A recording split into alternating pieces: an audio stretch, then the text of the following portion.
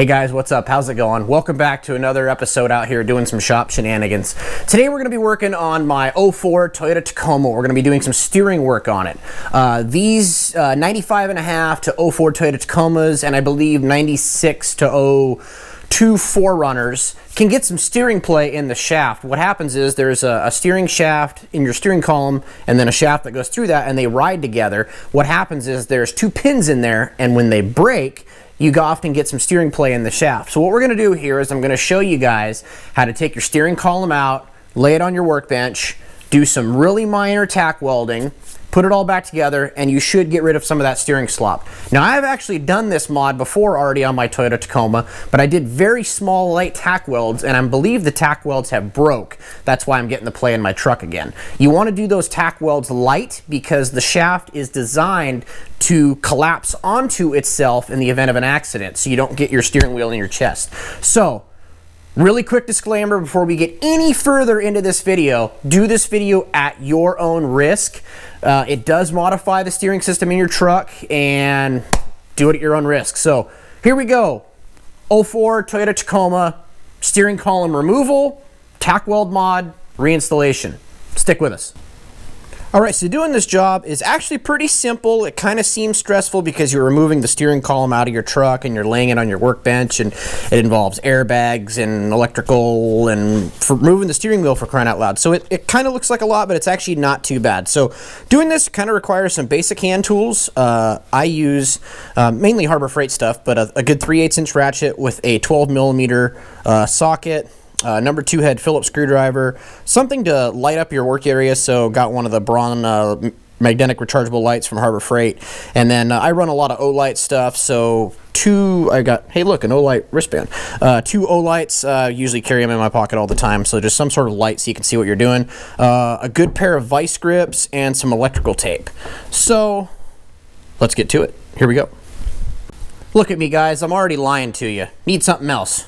Need some sort of wrench to take your battery off, and what I laid out there on the table wasn't what I needed to take my battery off. So I run an Optima yellow top deep cycle here because of my lights and my winch. So off topic, but have a good battery in your truck, especially this winter time, guys. Make sure your truck is ready to go and good and ready to start.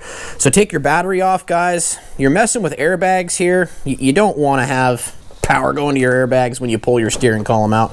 Just not a good idea. So step 1, remove your battery. And actually the worst part is this is now I'm going to have to reset my stereo. Alright guys, so the first step actually inside the cab of your truck is going to be to remove this nut right here, which crimps down your steering column and keeps it lined up and locked in place. So if you can see there, just to the right of the nut, there's a little black Sharpie mark. Now what you want to do is you want to take some sort of a Sharpie or a paint pen. I don't really recommend a pencil because it can rub off, but some sort of a marker, and mark the steering shaft before you pull it off. That way when you reinstall it, your steering shaft will be lined up, because this is a splined steering shaft. So what you want to do is make sure you get it lined up properly when you go to reinstall it. So those marks have been there since I since I did it the last time. So I already got marks laid down here, so I'm not going to show you guys that, but put some sort of a mark there. And then what we're going to do, and I'm going to try to do this guys on camera, but it's going to be kind of difficult because I'm holding the camera and I'm making sure it's in the field of view, and I'm trying to get my ratchet here. And what you want to do is you want to get, this is where your 12mm nut comes in, or your 12mm socket. This is pretty tight. I want to loosen that nut. Oops. See, now I'm dropping the light. Hold on. Get our light put back into place here. Again, this would be much easier if I had a shop assistant, or if I was doing this, you know, without the camera. So we're gonna get this. Hold on, guys. Basically what we're doing here is we're just pulling this 12mm bolt out. Hold on. Alright guys, so now we're in the cab of the truck. We got that 12mm bolt out. Sorry I was struggling with it on camera. It's kind of difficult to hold the light camera and the wrench and everything like that at the same time. So we're in the truck now, and what you want to do is, since you got your battery disconnected, go ahead and take your keys, put them in the ignition, turn them on. because you're going to be turning this steering wheel back and forth a bunch of times. So what we're going to do now is we're going to rotate the steering wheel, and again guys, I'm going to try to do my best to keep this in camera and work with me here, okay? So here we go. We're going to take our steering wheel and we're going to rotate it to the right. And what that's going to do is it's going to expose our steering wheel cover screws here. So we got a Phillips head screwdriver, or sorry, Phillips head screw right there. So what we're going to do is we're going to take that out and try to keep your parts, or excuse me, your hardware and your parts kind of in line to where you took them out. So what I do is I kind of set stuff on my seat like, okay, that's the right side. Now what we'll do is we'll rotate, there goes my phone, we'll rotate steering wheel to the left, and now we'll take out this left screw right here. Take this one out. There's 3 screws that hold on the steering wheel cover. And then this bottom one is not a pain to take out, but it is tricky putting it back in. And we'll deal with that later and probably struggle with it later. So you got one more right there. Hopefully I'm showing this on camera decently well. Right there. It's, guys, I'm not looking at my phone to make sure that my GoPro's capturing this, but it's at the bottom of your steering wheel down here in the bottom. So hopefully I got that. So now comes the part of taking steering wheel cover off. This can be kind of tricky. It's easier if you have like a it kind of pops off like this, guys. Bottom one's a little easier than the top. You can rotate, or excuse me, lift your, you know, your tilt wheel here. You can move that. Okay, got the bottom one off. Now we're going to tilt the steering wheel down, and then this one just kind of snaps off the top like this. Okay, I'm hoping I'm catching this stuff on camera, guys. Okay, so steering wheel cover off, set that stuff aside. Now what we're going to do is we're going to start unplugging all of the electrical connectors that are down here. Now Toyota's genius, guys. They make it super simple when you're taking the stuff out and putting it back together. There's like 4 or 5 connectors here, but none of them are exactly the same. So you don't mix up anything that these go to. So we're going to unplug them one by one. And again, guys, I know this stuff might seem kind of stressful because you're messing with electronics, especially if you're not used to working on cars, but really it's not that big of a deal. Now this one right here, this yellow and black one, this is your airbag disconnect, and it's got a little safety thing on it. It's a little flap. What you do is you flip this flap back like that. Then you can unplug the airbag one. Okay, 1, 2. I think there's another big black one over here.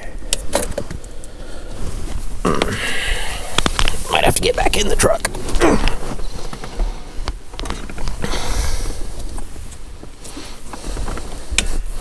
Okay, got this black one disconnected.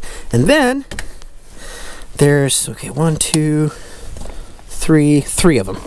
Now what you're gonna see right here is there's these little tiny plastic plugs right here on this.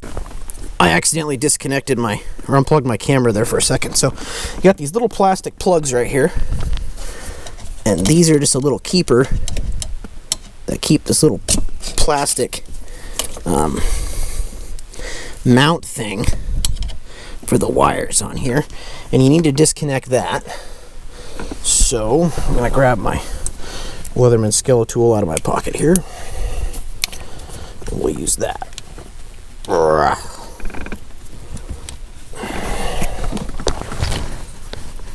Probably would have been handier if I would have remembered a pair of needle nose.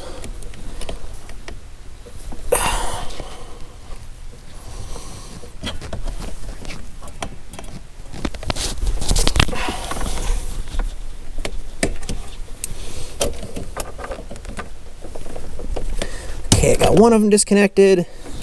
We got one more left. There we go. So all you're doing, guys, is you're just undoing this little plastic thing right here that, again, if you could see on here, it just kind of pushes up inside there. So we're disconnecting that. Now what we're going to do is we are going to disconnect the tilt springs. This is kind of probably one of the most tricky parts of this whole deal. So what you want to do is you want to tilt your steering wheel all the way up, and then take these vice grips.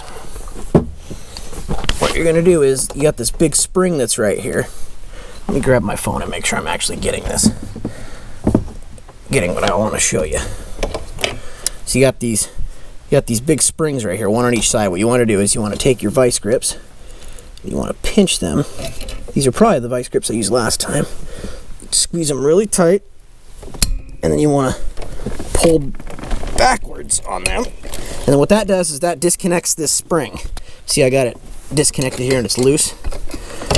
Okay, so what I did is I just took the passenger side spring out. We'll set that over here. And now what we're going to do is we're going to go over here and do the driver's side spring. I should have better lighting in here. I'm going to do this driver's side spring. Okay, so again, a lot of people will remove this turn signal assembly when they're putting it back in to have more space. I never found it to be an issue when I was doing this, so I don't see it necessary. And then it kind of takes some muscle, something I've been lacking my whole life. There you go. And undo your vice grips, snap your fingers, and then ta-da, we got this one out. Okay, so here's your two springs right here. This is all that control the tilt up and down tension of your steering column. So the right one and the left one. Now what we're gonna do, now that we've got that undone, what we're gonna do is we're gonna take a ton of electrical tape, and what we're gonna do, we're gonna straighten our steering wheel out. Okay, we're gonna lower the tilt. Now what we're gonna do, and I'm not gonna do all this on camera, but what I'm gonna show you here is what you wanna do is take electrical tape, duct tape, scotch tape, well, not scotch tape, but masking tape. And what you wanna do is you wanna straighten your steering wheel, and then you wanna wrap the steering wheel in all kinds of different directions, so when you yank your steering wheel out of the dash and the firewall, you keep the steering wheel and the steering shaft straight. Because what you want to do is you want to keep everything timed exactly right. You want to keep the shaft, you want to keep the wheel, you want to keep everything timed exactly just right. So when you take it out, you slide it back in the exact same way, and those marks line up down below on those on the shaft that we showed you down there. So what I'm going to do is I'm going to cut camera, I'm going to tape this thing up really well, and then we'll come back and I'll show you what I did. Alright guys, so what I've done here is I've taped the steering wheel on both sides and I've wrapped it around a bunch of times. In fact, I used up the rest of my roll of electrical tape. And what you want to do is, you know, I'm putting quite a bit of force on this, and the steering wheel's unlocked because we have the key in the ignition. You just want to make sure you don't turn your steering wheel when you yank this thing out. So, you know, that's kind of what you want to accomplish here. Now the last step we have to do, and of course I forgot to tell you guys about the tools. I'm using, I believe this is an 8mm, 8 or 6. I'll remember when I go over to the workbench and I'll tell you. 8 or 6mm hex wrench, and what we're doing is we're removing the last two little hex bolts right here that we have, and that's all that holds the steering wheel and the steering column into the firewall. So what we're going to do here is I'm going to yank those out here really quick, and then we should have a steering wheel that wants to come out. So I'll do this side first. There's just two of them there that lock into place. They're very fine threads, so you just want to get your wrench in there and be careful when you're yanking them out.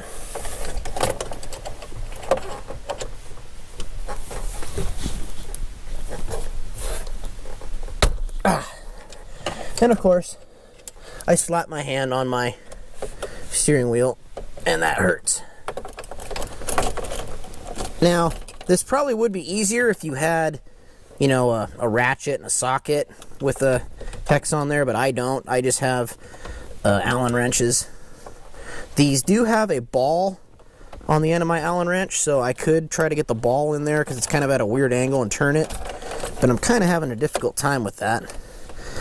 So, you know, I don't want to mess up these bolts.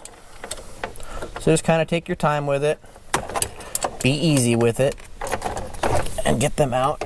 And I'm sure you guys are hearing the jingle of me hitting the keys on the microphone. You know, when I did this mod, not too long ago actually, I kind of figured this would be the only time I'd ever be doing this. So this is what those look like. Little tiny hex screw, and of course there's a little grease on them. I kind of figured this would be the only time I'd ever be doing this, but again, I did super light tack welds, and my tack welds finally broke. So I live down our road that accesses our house goes from asphalt to gravel, and there's some pretty decent potholes in them. And you know, I probably came bombing in the driveway one night and it broke the weld, or you know, whatever. I don't do a lot of off-roading with my truck, not as much as I'd like to, because you know, it is my daily driver, so I try respecting it as much as I can. But you know, I do take it off-road occasionally. I own a piece of property that's undeveloped not far from our house, and I go down there frequently, and there's some trails down there I go play in. So something I did probably broke it, because I'm getting the steering play back. And just recently I put in all new inner and outer tie rods, lower ball joints, and the truck was aligned afterwards.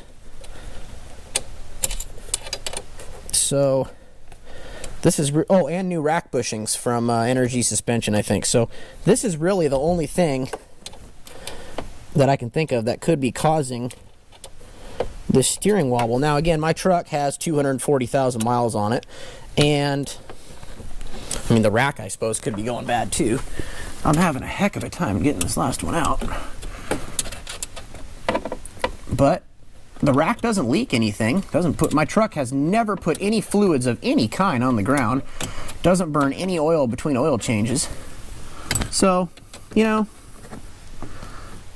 I'm hoping this is what the problem is. But I'm teaching you guys how to do it either way.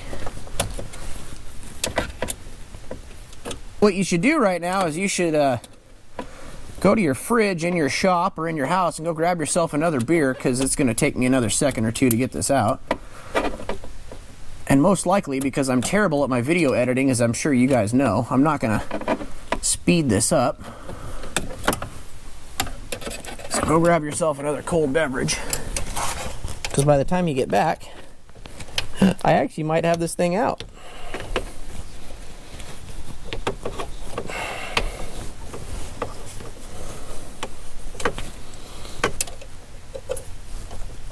Almost there. Almost to the part where I can loosen it with my fingers. There we go. Maybe.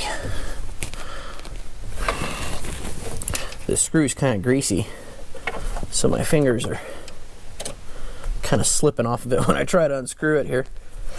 I don't want to mess these up.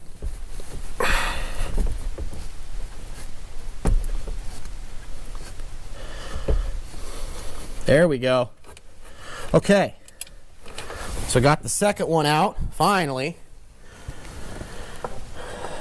Now guys, our steering column should just pull right out. We hope.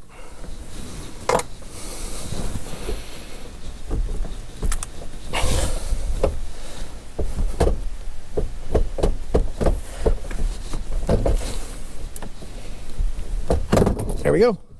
You gotta lift up on your tilt lever when you pull it out.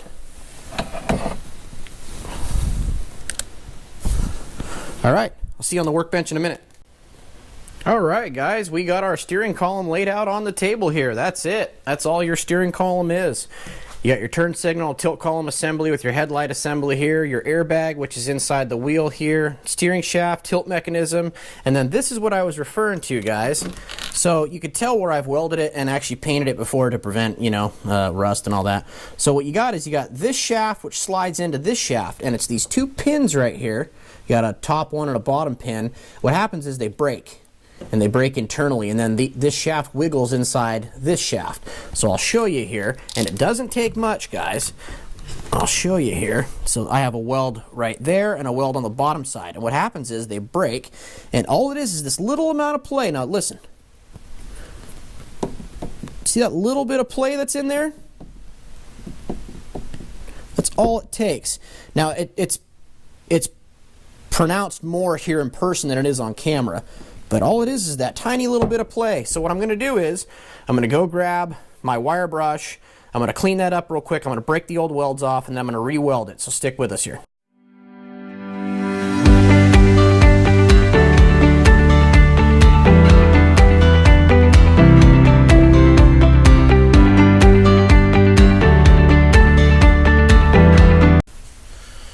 All right, well, I'm sure as you were able to see, I was trying to maybe chisel off with my welding chisel hammer here my old welds on both sides, trying to break them off with some vice grips, or not vice grips, but channel locks. Wasn't able to be successful, and I ended up putting some nicks and some marring in my shaft here, so I don't want to continue to do that. I'm just going to leave the old tack welds there. I know that's kind of ghetto, but that's what I'm going to do. And then what I'm going to do here is I took my wire wheel and I went around all sides of the shaft, and I'm just going to tack weld better tacks than what I did before, maybe a little bit more heat. I did a pretty low voltage on my last one because I didn't want to maybe poke a hole in the shaft. I'm not the best welder, but I can do backyard mechanic stuff. I'm just going to put some tacks on every side here. That does make it a little more dangerous in the event that you do get into a collision, because again, like I was saying earlier, these two shafts, because they're only put together with these two pins, when you get into a front-end collision, they're meant to collapse onto each other. So I'm going to kind of take away that feature when I put these more welds on here, but I don't want the steering wobble anymore. So that's what we're going to do, and I'm going to get welding, so stick with us.